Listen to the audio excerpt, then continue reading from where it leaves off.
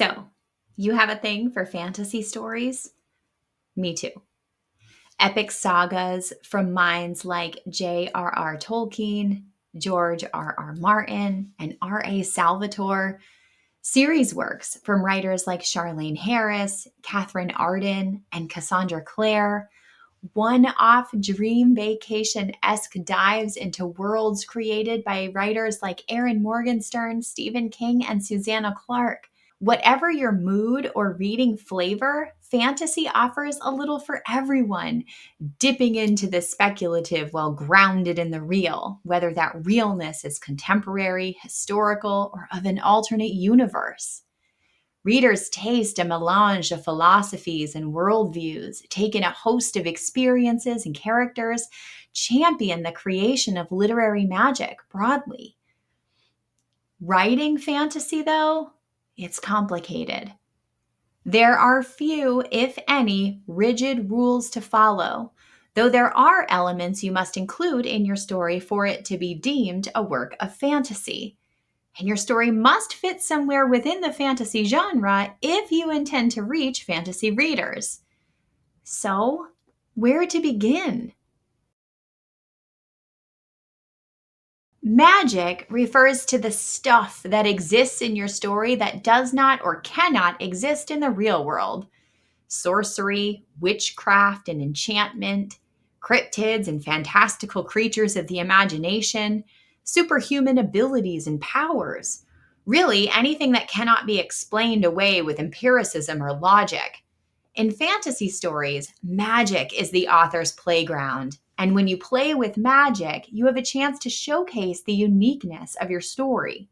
Magic in fantasy stories must play a key role in solving problems, and likely creating them, for the characters tasked with using such magic. Using new and innovative magic systems, giving your characters something completely imaginative to use, can set your story apart from others like it. Magic should do more than other tools in your story.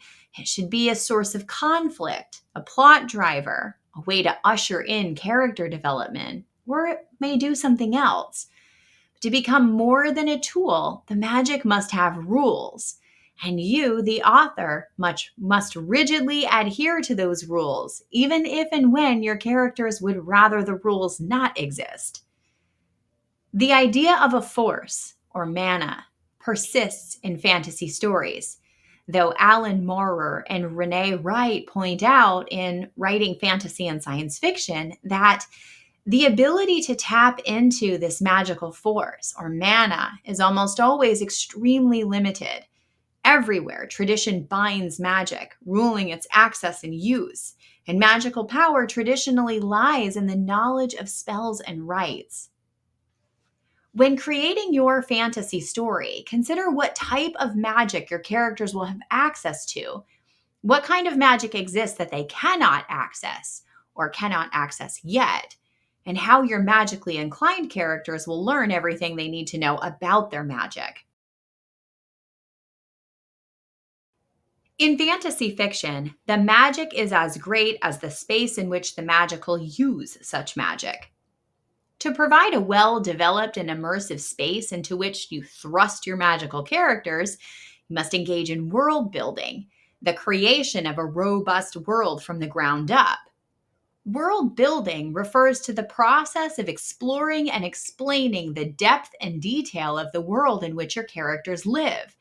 Everything from socio-cultural structures and attitudes, the provision of education, class systems, language, holidays, and traditions. World building in fantasy stories is more than simply commenting on the weather or technology to give your reader a sense of time. World building is about giving your reader a sense of place and space. Creating the world includes elements like class organization, structures like feudalism, manorialism, and religious societies, resources and resource allocation, including trade between and within cultures, cultural identification of magic practitioners, witches, mages, wizards, shamans, oracles, and the like, from their basic human counterparts, and the meting out of justice, including imprisonment, magical castration, and other types of binding. When building your world, consider the folks, both magical and non magical, who live there. How and why do they organize themselves? How do they share? From where and from whom do they hoard? Which resources are native to each area? How do those resources move and get distributed? What items are considered frivolous or special treats? What items are considered essential to a life well lived? What are their holidays and traditions? From which old stories do those traditions come?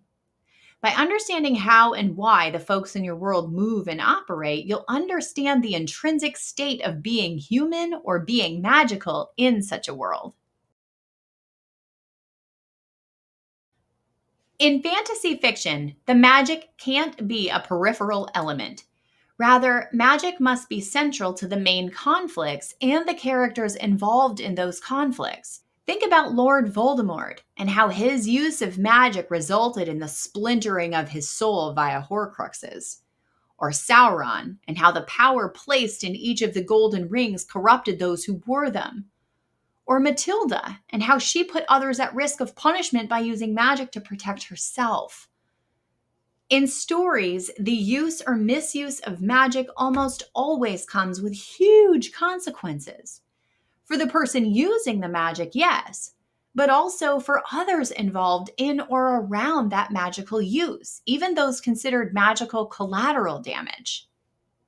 When writing your magical characters into their stories, make sure each of your characters has a goal, a motivation to achieve the goal, and a central conflict which stops them from achieving the goal at all or right away. But beyond the basics, each character should have a complex or complicated relationship with magical people or magic broadly. Harry Potter almost died because of dark magic. Middle Earth was nearly razed until Isildur cut off Sauron's finger.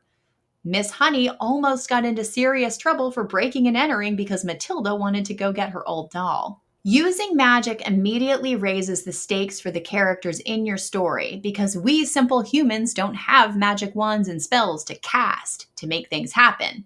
I mean, it'd be pretty awesome to have a Patronus, but alas. Make sure your characters are real and flawed, that they both revere and fear magic. Give each character a magical thing they love and a magical thing they'd rather didn't exist. How do these items clarify your character's intrinsic needs, their relationships with themselves and others? How does magic affect the way they live, work, and play? How does it increase conflict in their lives? How does it resolve conflict? Magic doesn't exist in a vacuum. Even Superman had Ultra Humanite and Lex Luthor with whom to contend. Because your magical hero will need a magical or otherworldly villain to fight, there must exist a socio-political governmental organization of some kind under which all characters operate. Like any modern civilization. While many of us dream of total anarchy, we also acknowledge that we live in a society with a leadership hierarchy, whether we like it or not. While you may not need to completely design and define all the branches of your government and all the players and faces in your government, it can benefit your writing process by thinking through what a system of government may look like. When governmental power structures are a central part of your fantasy story, a character's fight against such power structures naturally follows. For example, if your characters perform magic in secret because magic has been outlawed, then consider whether your characters may benefit from a speakeasy of sorts for common folks to gain access to magic, and a magical CIA to weed out and imprison the mages who threaten the control of such power. What is the ruling hierarchy of your magic government system? Who sits in the very top seat? How are magical rules and regulations decided? What kinds of law enforcement exist to stop those who harm? When harm does happen, who responds? How are the bad guys held accountable for their deeds? How are the good guys rewarded?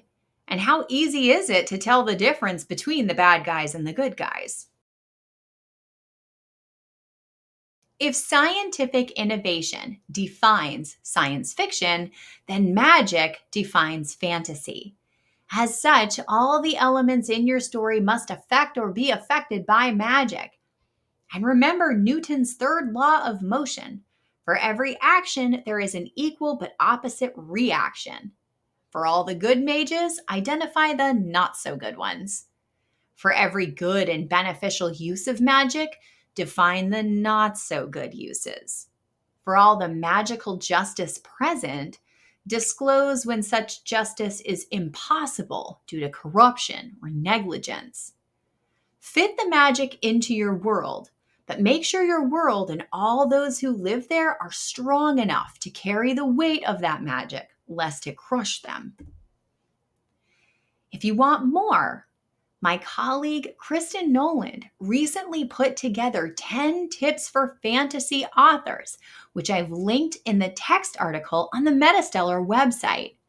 The best thing about her article is that many of her tips are universal, so you may find a golden nugget or two in there, even if you don't write fantasy or aren't writing a fantasy story right now. Do you have a tip for creating a magical world for fantasy? Drop it in the comments and help a fellow writer. Happy writing!